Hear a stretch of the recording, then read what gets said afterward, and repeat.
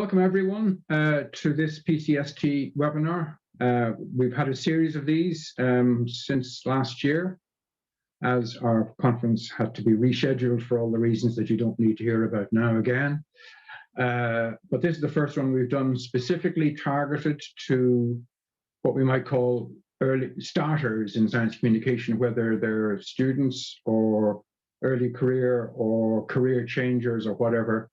Whoever you are, wherever you are, you're very, very welcome. And we really, really want to hear from you by questions and answers, Q&A on your screen at the bottom, in the middle, or by chat, what questions are on your minds. But we'll feed a few questions to each other to get us going.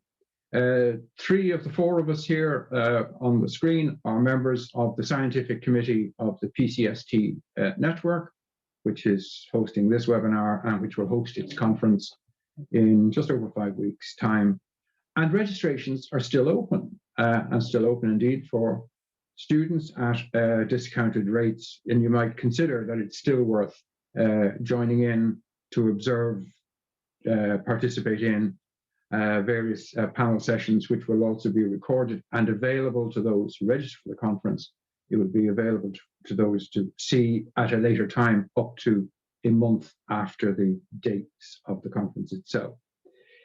Over recent years, PCST has tried to provide support for postgraduate research students through workshops in a number of venues that we held them in conjunction with our conferences.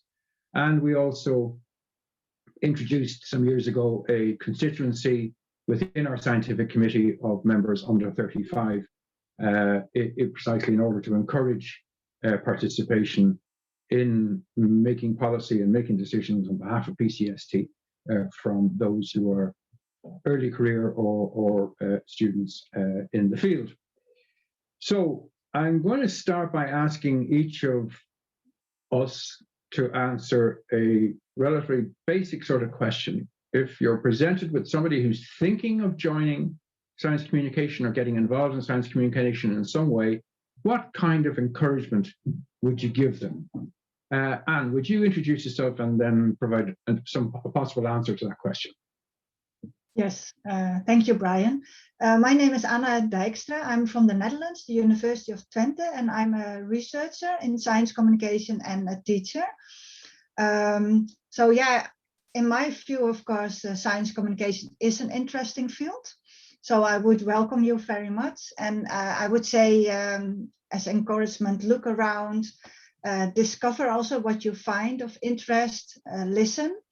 And there's a large network of people working in science communication. It also means that science communication, the field is very broad. So it's really possible to look to what aspect is the most appealing to you, to yourself as well. And maybe you want to do some basic reading, looking at how science communication developed in your own country, for example, and I will have some links available to that, or the basics about science communication, which is also in the book on my back, but I have it here as well. Oh, like here, I will, oh yeah. It's always difficult to get it into camera. I will put a link in as well. So that would be my encouragement. Welcome. Thanks, Anna. Thank you very much, Anna. Germana, would you introduce yourself and give an answer? Sure, thank you, Brian. So I'm Germana Barata. I am a researcher in science communication, a science communicator, a teacher at the State University of Campinas in Brazil. And I am currently coordinating a course of scientific journalism. So for me, my words would be that science communication is a growing field of work, and that makes science communication a very interesting professional option right now. And mainly if we consider the pandemic landscape, I think this moment we are living now has shown that science communication must be part of any research institution strategy to communicate science to society. it should be also part of a scientist's career, and journalists and communicators need to stay up to date to scientific developments. I think another encouragement would be that we are living in a strong presence of misinformation and disinformation on social network. And I think this by itself should motivate all of us to speak up for science, not without criticism, of course, and spread scientific evidence, arguments, truth, facts, and therefore be more active in communicating about science. Okay, and over to Heather. Again, would you just introduce yourself? Yep. Hi, my name's Heather Doran, and I am the Public Engagement Manager at the Leverhulme Research Centre for Forensic Science, which is based at the University of Dundee in Scotland. For me, following on from Germana and Anne, I've got a few points to make about exploring what is out there. So my role is as a practitioner of science communication, and I always think it's really important to find out what other people are doing. There's an opportunity at the minute where lots of science communication is being conducted online for you to attend events, to listen to webinars, to watch a lot of resources that are now on YouTube as well relating to science communication. So it's always a really good idea to find out what is going on and what people are doing, reading around the subject, and also what people have done in the past, and where you've got opportunities to try it out and to put things into practice as a practitioner is really good as well. So once you've had a look at what you think you might be interested in, trying to find some opportunities to try out science communication in practice. Thanks, Heather, and I should have introduced myself, but I'll do it now anyway. Brian Trench. I am a writer and editor on science communication. I don't have the cover of a book behind me, but I do have a picture on WhatsApp of a book that has just landed with my co-editor in Italy, Massimiliano Bucchi. That's as close as I can get you to it, which is a handbook of public communication of science and technology, 3rd edition, just landed today and presumably is close to landing with me. To the question about encouraging people, I have one possible answer, which is a very large one, and one which is a much smaller one. The very large one is that I consider, and I don't suppose it's highly controversial, that science is one of humanity's greatest achievements, and that communicating about science's humanity's greatest achievements is itself an intrinsically interesting, important, and challenging thing to do. And deserves attention. My rather smaller answer is one that I have often given to scientists who are training in communication as part of PhD studies or postdoc training, and that is, as a scientist, and of course, science communication is not just about scientists communicating, and we'll come to that maybe in a moment, but as a scientist, to do public communication is, at least potentially, and often actually, to understand your own work better. I've often had that feedback. I'm sure colleagues here in this panel have had that kind of feedback. It's actually underexplored, it's under-researched as a factor in science communication, but that the act of speaking out loud what you think you understand about a certain topic and hearing it come back to you in the form of questions from your audiences can contribute to your own understanding, even of the things that you consider yourself to be specialist in. So those are some possible reasons why you might be encouraged to pursue whatever your level of interest is in science communication and take it further through formal study or indeed into a career. But to a question that often comes up, probably the question I've heard most frequently from people who are thinking of going along this path is, do you need to have a qualification in science to be a science communicator? What do you think, or how do you answer that question now? Yeah, thank you. I also agree that is a question that is often raised. And Yeah, I was wondering about the answer because I think science communication is a field that is also, it's influenced by many other fields, many other areas. And for example, personally, I don't have a background in science or in the sciences, but when I started working in science communication and studying it as well, I took classes, for example, when I was studying nanotechnology and societal aspects. I took basic courses on nanotechnology as well. So I think there is some need or some affinity with science needed, but as you need some information on the sciences part, you also will need some knowledge about understanding the communication dynamics, and also maybe if you do research, for example, understanding the basic research methods. So it's all, and I think what is interesting in our field is that people have all those different backgrounds. Sometimes they have only a research background, and sometimes only a sciences background, or sometimes only a social sciences or a humanities background. So Germana, would you take the same question? In my view. Sorry, Sure. thanks, Anna. Yeah, I'm thinking about what is going on with our course in Brazil, and what we do think is more important than having qualification in specific fields of science is to provide students with a background, a little bit of history of science, science policy, scientific methodology, sociology of science. So it's a way to better understand how scientific knowledge is built and how the relationships are with fundings, with policy, with collaboration, with science output.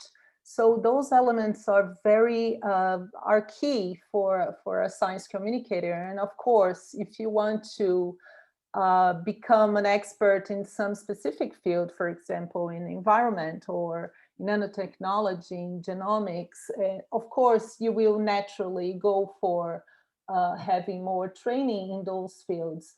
And the same, I would say, if a scientist wants to become a science communicator, should of course have some training in how communication work, how journalism work, and how information is shared, what are the language used, so the techniques, of course, the strategies. So I think you don't necessarily need a qualification in science, but it's natural that you want to get more training on specific fields. Heather. Yeah, I agree with what the other speakers have said. I want to add in a little bit though around qualifications, and an example of your skills might give you the edge when it comes to getting employment in a certain area. And that can be hugely varied. So it's really difficult to kind of predict that. The field of science communication in practice is very wide. If you maybe were applying for a job that would be in broadcasting and talking about science, if you had something that had a science qualification that gave you a science background and also evidence of broadcasting, then that might give you an edge there. But it's certainly not necessarily that you do have to have that qualification, but it might sometimes give you the edge depending on what type of positions you might be applying for. I'm not going to add to that, but I might just pick up the first question in Q&A, which addresses the question of the limits and the scope of science communication. Andrea, Jorge could be if it's Spanish, or Jorge if it's Portuguese, says, hello, what is the boundary? Well, Andrea writes, what is the boundary in science education and science education? I think that means between science education and science communication. What are the differences of science communication and informal learning? Let's just consider that. I would make the case that there are very strong connections between informal science education and science communication, but that learning whereas it is a specific and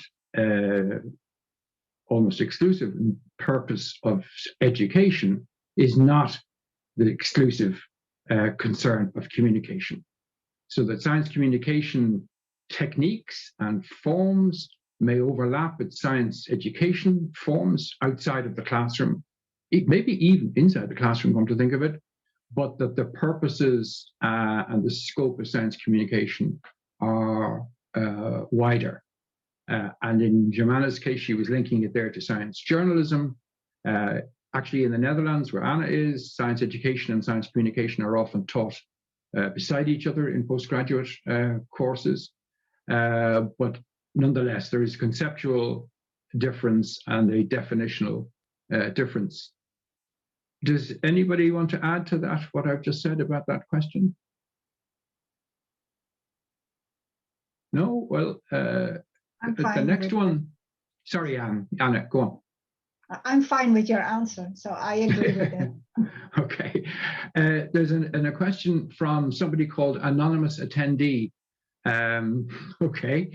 What if we're a scientist already pursuing a PhD, but without a proper communication training or qualification? We already often engage in outreach, communications, etc. How else do we polish the skills?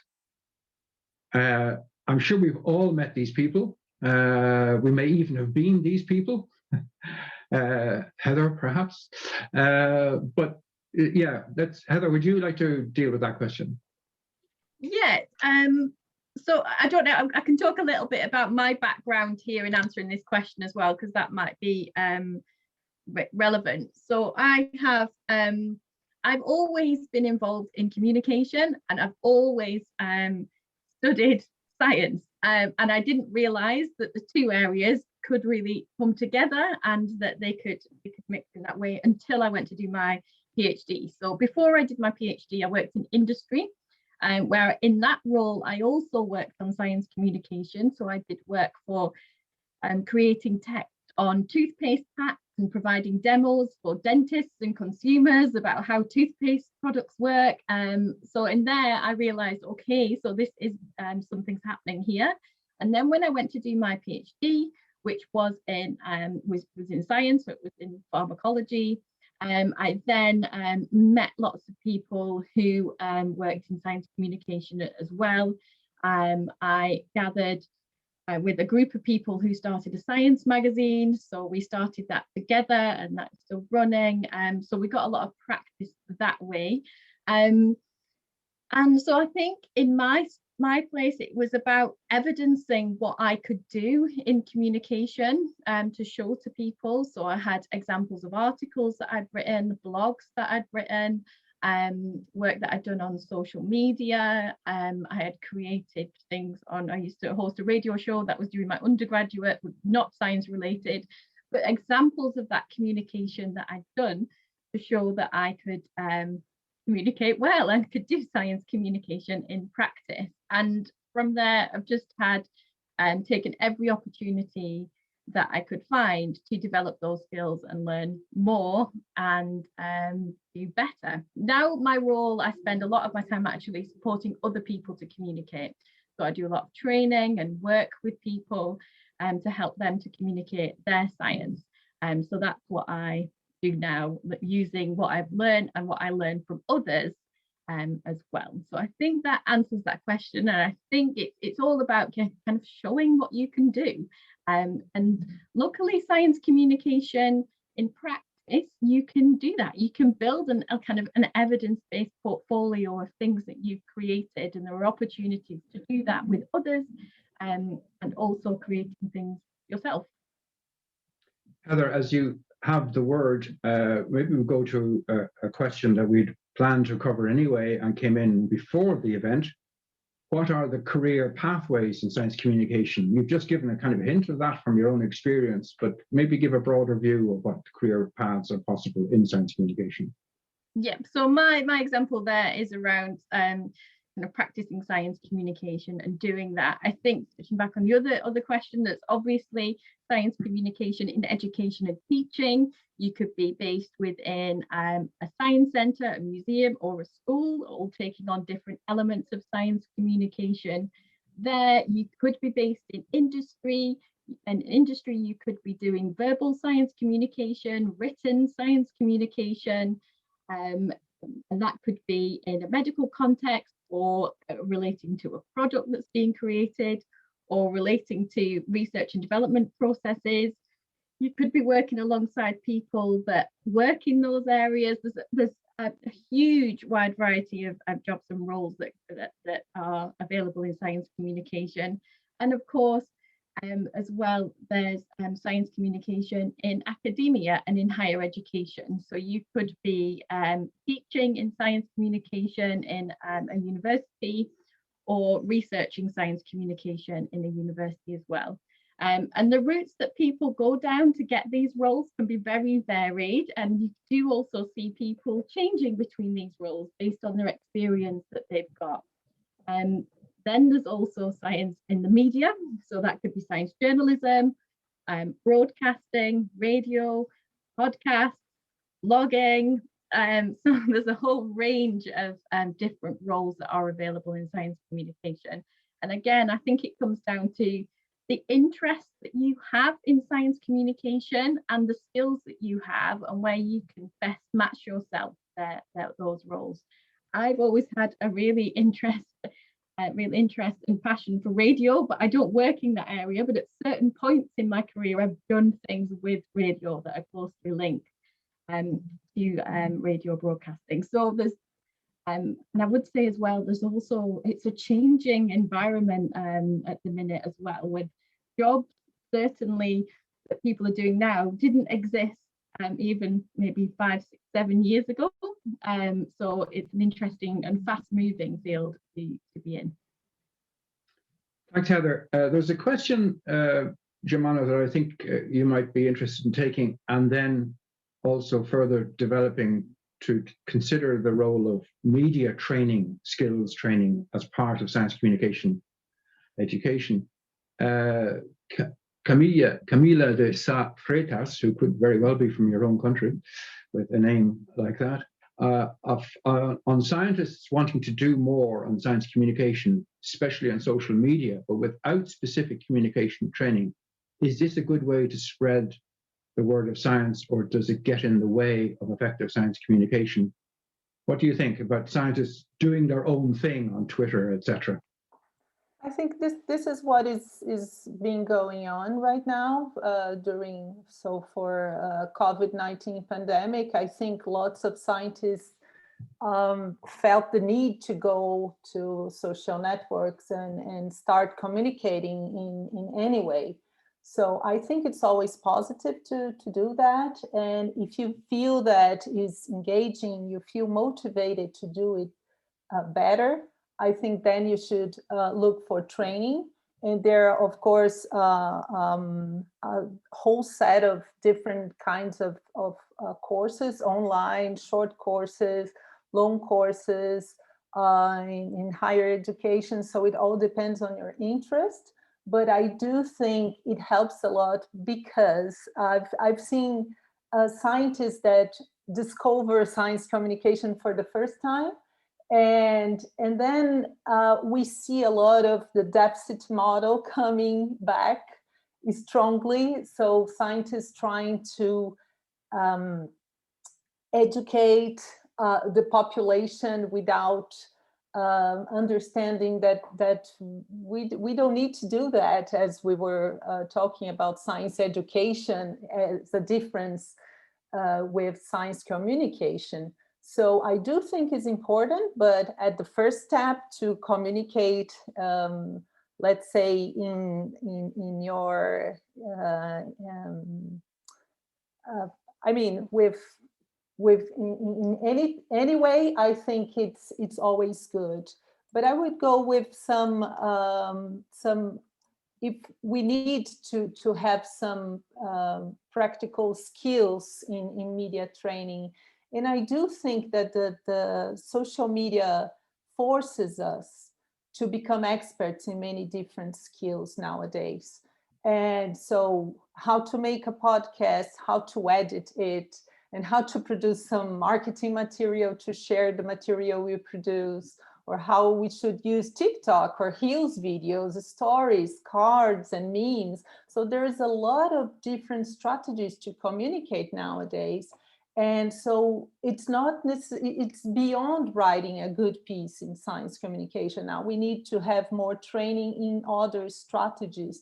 So what I would say is that what is more important, of course, is to learn how to better write about science, and some multimedia techniques that could go, as Heather said, like radio would help a lot, and not only podcasts and video making. But I do think it's also very important to know more about models of communication, what comes theoretically with communication, because it's very important to know what is our mission when we communicate, and not only the techniques involved with it. Well, that's a great introduction to the next question I want to throw to Anna, which comes from Lisa Gauls, who could very well be from your country, come to think of it. Can you please comment on how science communication can be used as a tool for societal change and impact in disadvantaged or poor communities? And are there any programs or research regarding this topic that you've been involved with? Yeah, the mission that Germana just touched on. So what's the purpose of science communication at a broad societal level? Would you like to address that, Anna? And perhaps also then if I can. Yeah. If I can, and Germana, maybe you can add as well, because I think, I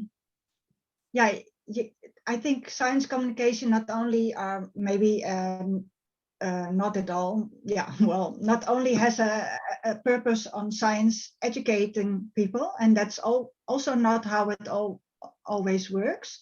So I think it is possible to start a dialogue with groups in society about what is happening in society, or what is relevant for them, what they are worried about. So you can use science communication to identify that, what is happening, and address the issues that people are worried about or are thinking about. Maybe one particular way of doing it now is often is citizen science, which is mentioned a lot. And I think there are programs, or there are,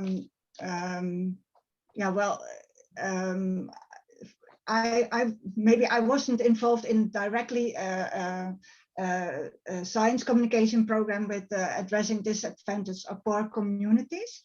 But for example, what we did for nanotechnologies is first we asked people, ordinary citizens, what they thought was important about nanotechnology. And then we started working with researchers to see how they could address those topics in their research, in the development, or in the design of their research.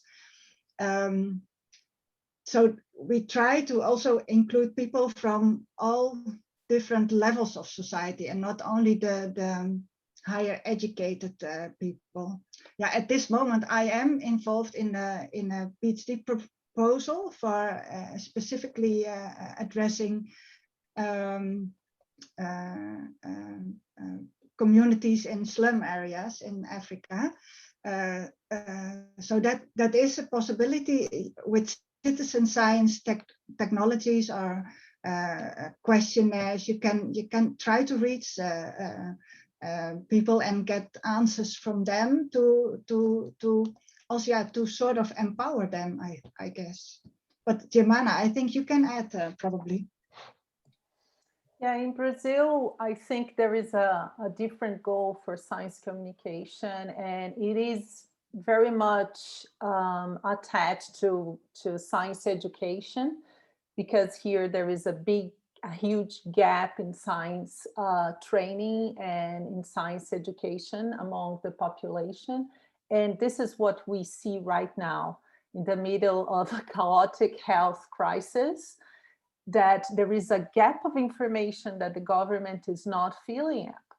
And so who is doing the work is scientists, research institutions, and science communicators, most of all, because they are the ones who were dealing with scientific information. And scientific information right now is key to, to Brazilians, to know if how they deal with the disease and how do they behave, how they're supposed to behave or accept a COVID kit of drugs that are not, they're approved inefficient. So what we see here is that there is, since we have a huge gap in science education among the population, science communication becomes a very important action to do. So I think the responsibility of scientists and communicators in Brazil is it goes beyond, because we do have this mission of doing a science citizenship, and so I think it should be even a wider responsibility to do science communication here. Part of the answer to the question from Liesl might also be answered by referring to social inclusion as a factor in science communication and as a consideration in science communication. And somebody who's researched on this and written extensively on it is Emily Dawson, who will be a plenary speaker at the PCST conference, which I mentioned earlier, and Heather has posted in chat, I think, the link to allow you to register for the conference if you haven't already done so. But look out for Emily Dawson's work, and she participates in many broader discussions and accessible for public discussions about this. The most favored question at the moment from one of our participants is, I guess, the obvious one about career.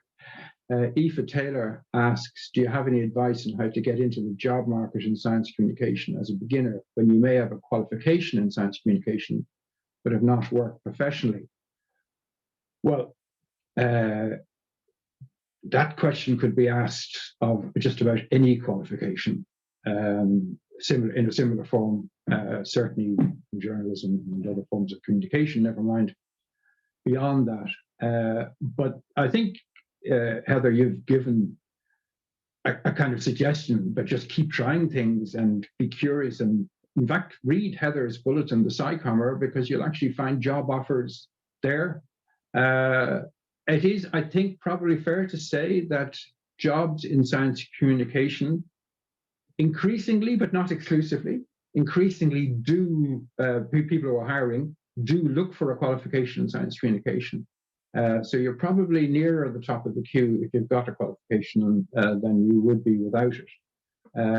But you can get chances to work in student contexts if that's where you are, Aoife, I don't know, as Heather's already indicated. Heather, would you like to offer any more advice on that about getting into the market?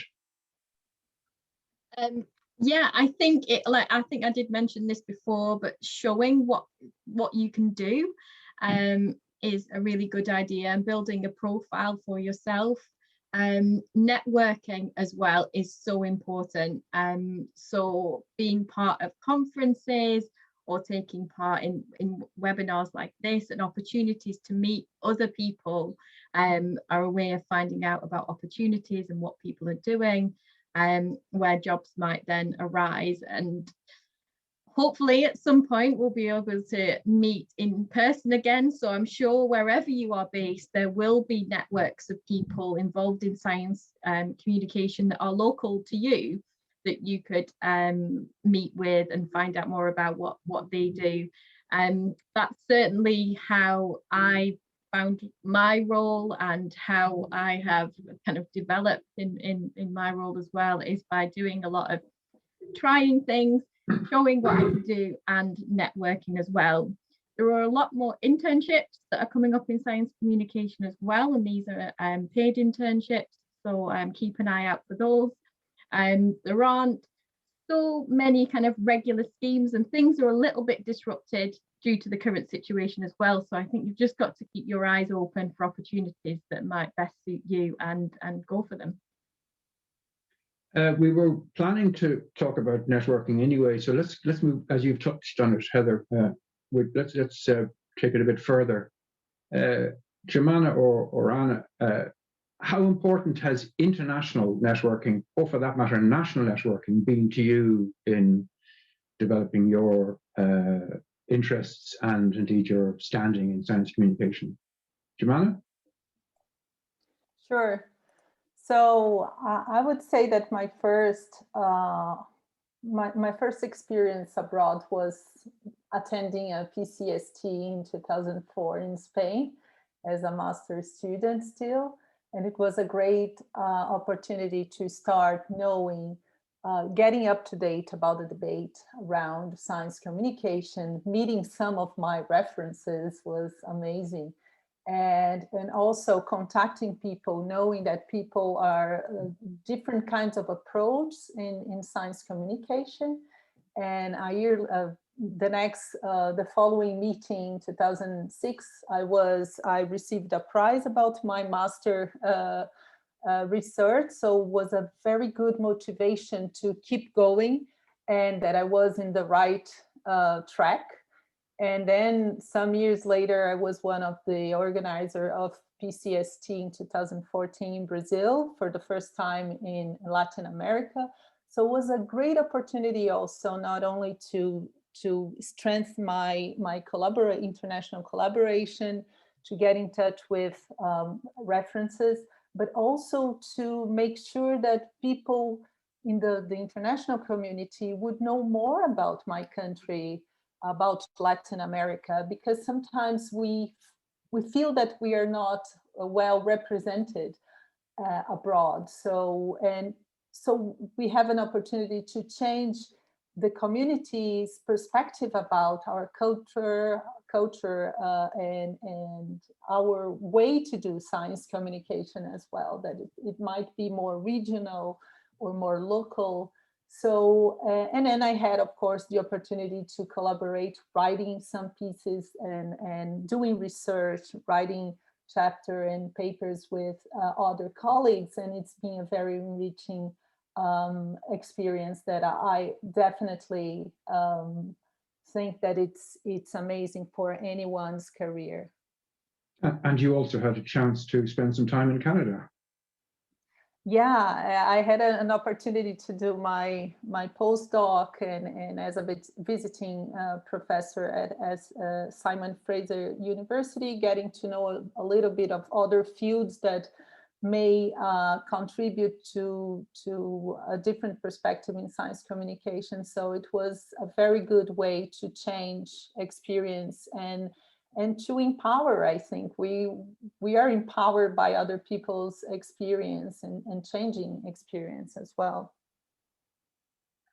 Anna, Netherlands has a very active national organization of science communication, as well as, of course, you being active in international networks. How important do you think national networks are? Yeah, also very important. I think my first job, I was a science communication officer. So I was doing the press releases for the university. And then we had a national network of science communication officers at the university. So that's how I got to know more about science communication as well. And later on, when I started to do research, we also have a network of the universities who do something, who are engaged in science communication teaching or in research in the Netherlands. So that's, and we talk with each other and learn from each other. And I think for me, it helped me also think of how I see science communication, to get to know people. And then from my international context, I got engaged in European projects as well. So about science communication related topics as well. So that enlarged my network more and more. And I must say that I also think that the PCST network is really open to people to become a member and to contribute to it. And so personally, I get a lot of benefits. I learned also from being a member of the PCST network.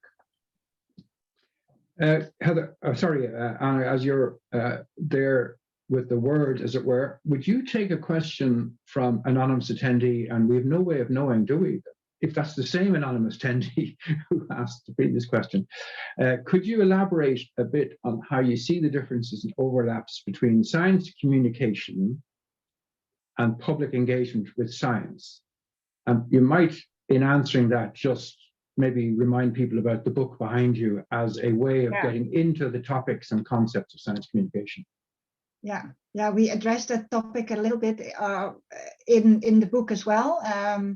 I think science communication, the phrase or the term is often used for all, and public engagement is distinguishing itself maybe from science education, when its purpose is only to formally educate people or to informally educate people.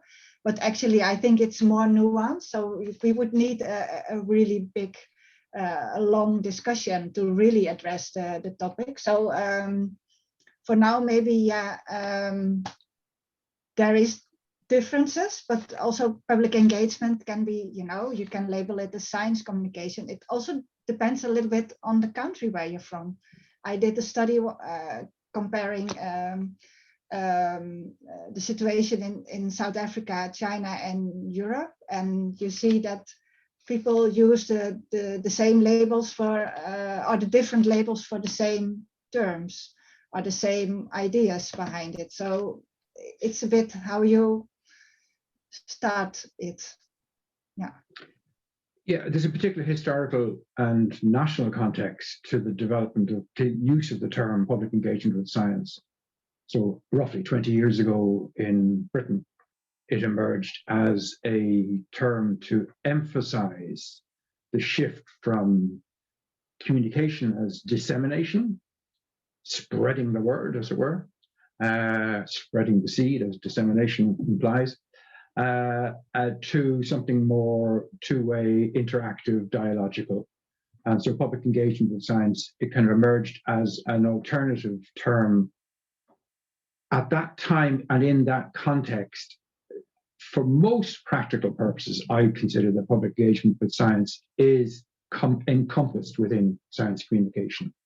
So it's not an opposition. It's perhaps one is part of the whole, if you like. But the historical and national context, I think, are important there. We're not going to be able to answer directly all of the questions. If any members of the panel are in a position to answer directly on screen, please do so. I mean, people are looking for very specific advice about, which country should I go to? I don't know if we're in a position to offer that advice, because if we suggested something, we might be entirely wrong, and you might then regard us as responsible for your mistake. No, seriously, I don't think it's, maybe it's something that can be answered on a one-to-one basis better than doing it here. Somebody, Soraya Schacht-Schabo, was asking about tips to network in the field while working online and not meeting people in person. And Anne is typing an answer to that as we speak. But one of the unexpected benefits of the pandemic has been that people have been able to participate in international events without moving out of their chair. And the opportunities are vast, enormous. You just look at the SciComm bulletin, the list of webinars and virtual events and virtual conferences and so on that are there for people to attend. And some of those events do provide opportunities for mingling in the way that you do over coffee at a conference. And that's something that we're hoping to provide, well, we will provide, sorry, at the PCST conference in May. Heather. Yeah, I was also going to say, I didn't talk too much about my location, but I did my PhD in Aberdeen, so in the north of Scotland, and I love Aberdeen. It's a great place. I don't live there now. I live slightly further south in Dundee, but it is an area that is, the nearest city is over an hour away. So it's not an area that has lots of people in it. So you might think it's more challenging to get those networks and meet with people. But to do that, I use social media. So even back in 2010, 2011, I was able to network with lots of people in science communication through social media networks. I use Twitter, but there's people on all different networks now.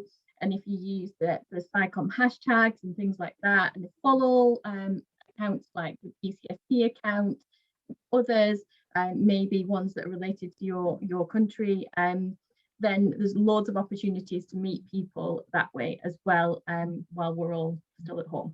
So, and there's, like, as Brian has mentioned, there's lots of opportunities to network as well, that are advertised through the SciComm newsletter. There's co-working sessions that people can join in on, and formal networking sessions, as well as webinars and information sessions. Perhaps we should address the question, a rather different question, which we had considered before this event, and that is whether science communication is advocacy for science or involves promoting science. And maybe part of an answer is that, of course, you'll only want to do science communication if you care about science. So in that sense, yes, you will want to defend it if you feel it's under attack. But to promote science is perhaps a slightly different thing, and to promote it as an answer to, having an answer to all possible questions, is again a very different thing. And maybe there's one very, well, there are many learnings from the pandemic, but this may be one that's worth mentioning, and that is that science does have its limits. And that science has its failings, and science can also make mistakes. So there is a common view, rather, there's a view out there in certain circles that science communication is science promotion, and science journalism is something completely different, even opposite. I think that's a bit of a caricature of science communication, and maybe even a caricature of science journalism as well.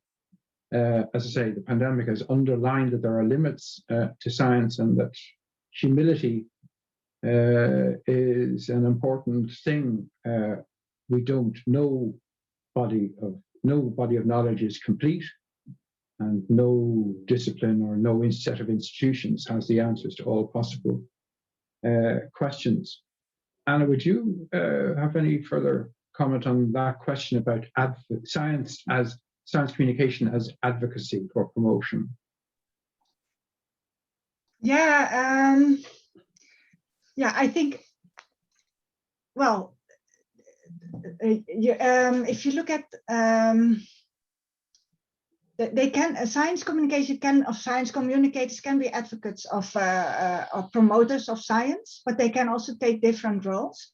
And you can look at the different domains to see clearly, for example, a science journalist often doesn't want to be a science advocate. He wants to, he or she preferably probably wants to be a watchdog, or to critically follow the news.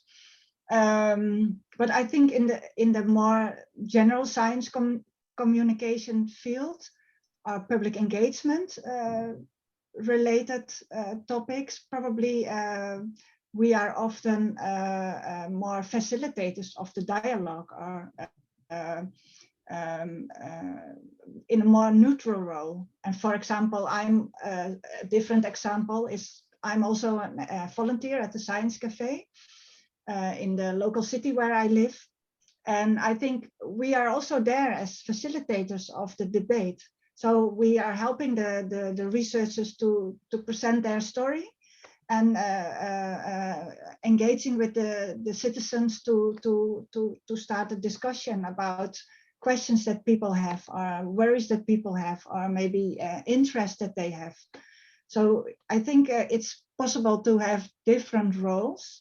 And if I look now at COVID-19, I think those roles have changed or are changing a lot. Maybe some researchers, they always were used to be advocates of science. But I think if you're now in the health field related to COVID-19 research, often you cannot be a neutral or not even an advocate of science. But yeah, I think it's more complex now. So you really have to consider what you want to do. So you have to be maybe also, because you have, for example, to advise policymakers, then you have to be, you could label the role as an honest broker, what Roger Pielke did. So you have to tell maybe policymakers messages that that are not welcome to them, and researchers maybe are not often trained that well to do so.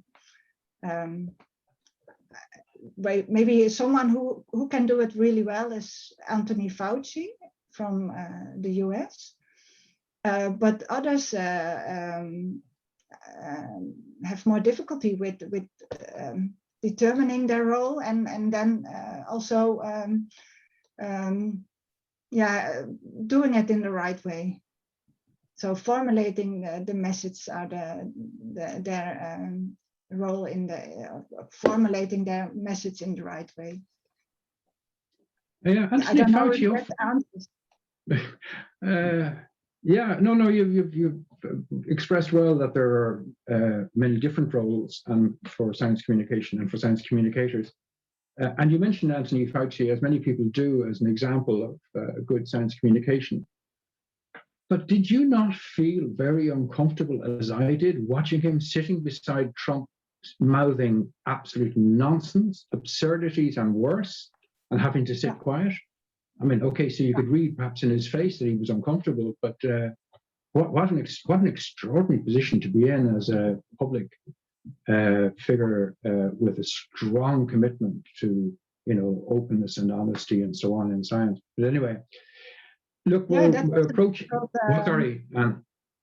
I think that was a difficult situation, but he somehow also then after that withdrew from the government, from being directly in the governmental in the view of the audience maybe, and maybe only after the elections he came back as an advisor.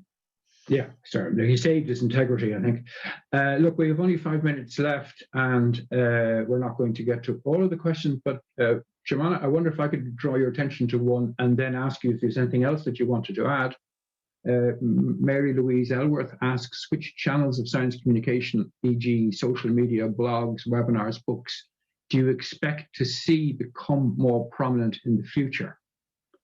Any predictions to make about that, or any speculation to offer about that?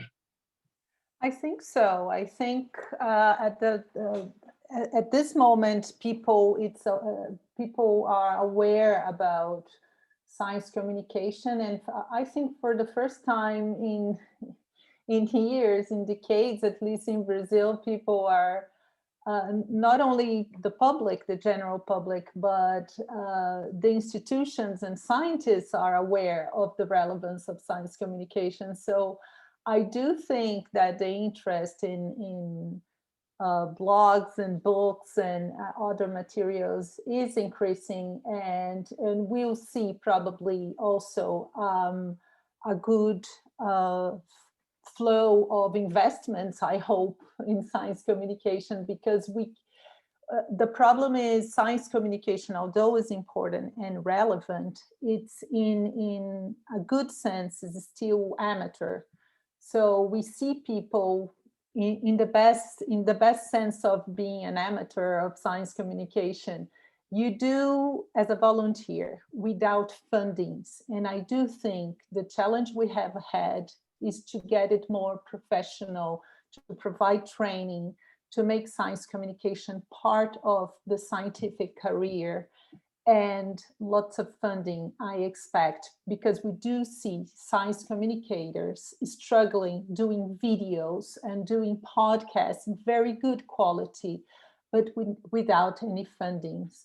So that would be what I would expect to see in the next few months and years. Isn't it interesting that books are still existing and possibly even thriving? I mean, because people have a bit more time. So I'm told, I can't say for myself, a bit more time to read at length. And so popular science books are still very strong. Heather, any point coming from the questions or any other point coming from the reflections that you might have had in the last hour that you want to leave us with? Yeah, I've been frantically trying to answer some. That's why I'm looking over here. Thanks. To try and answer a couple of questions. So I'll put some answers in the text. And just to come back around, and there's quite a few questions around public engagement and science communication. And I think, again, just going back to terminology, depending on where you're based, it can be used in slightly different ways. So my role is I am a public engagement manager in my role. I work within a group that is based in mostly in science, so that's my focus there. But I have worked previously as public engagement, and I covered all areas and supported researchers across the whole of the institution, engaged whether in history, and whether they're in biology, whether in performance art, all different areas. So there's, yeah, those questions around terminology. But if you're ever confused around the terminology that's being used, there are a lot of resources available online. If you look those up, you can usually find some guides and some really good papers actually running through the different types of terminology that's used across science communication. So that's about it, I think. Thanks, Heather. And the last word from you, Anna. Yeah, maybe in addition to that, I think the book Communicating Science, a Global Perspective is really relevant or interesting because it's free accessible and it has chapters of how science communication developed in 39 countries. So there is a chance that your own country is there, and that gives a good idea of how science communication developed in your region or in your country. And that's also a good base to learn something about it, to understand it a bit better. And I think in chat, somebody put the link in for that book. I think you did it, Anne. Yeah. I put the chat in. Go ahead, sorry. Oh, maybe to finally say, I wish you a good career in science communication if you're starting one.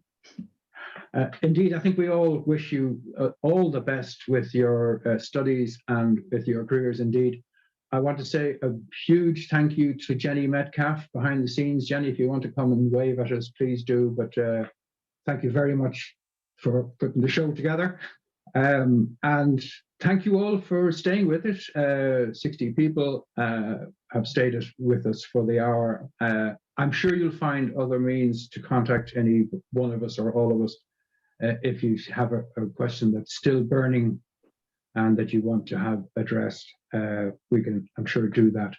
And hopefully see some of you, many of you, at the PCST conference starting on 24th of May, virtually and globally, as we like to say. Thank you again. Goodbye.